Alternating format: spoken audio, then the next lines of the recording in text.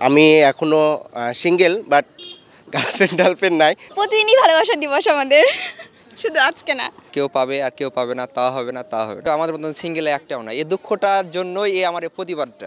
প্রতিদিনই ভালোবাসা দিবস আমাদের, শুধু আজকে না। সাথে প্রিয়জন থাকলে সবসময় ভালোবাসা দিবস, এক্সট্রা বলে কিছু নেই।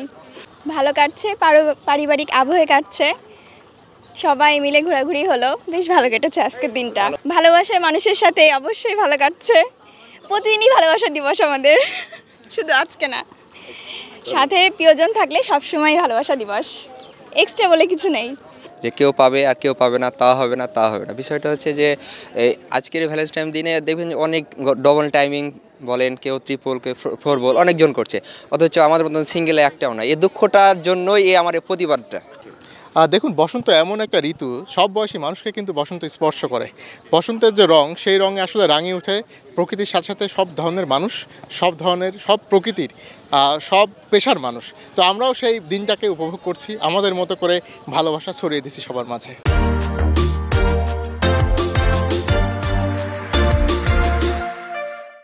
ভালোবাসার তো আসলে কোনো সংজ্ঞা হয় না, তাই না?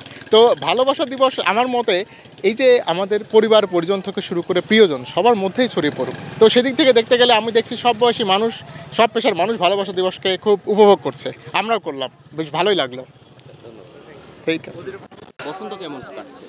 হ্যাঁ, বসন্ত মানে আল্লাহর রহমতে অনেক সুন্দর কাটছে। এত সুন্দর মানে ফুল, নতুন ফুল এসেছে, নতুন দিন যেভাবে কাটে আমাদের অনেক সুন্দর কাটছে। ফ্রেন্ডদেরকে নিয়ে ঘুরতে আসি কালকে থেকেই।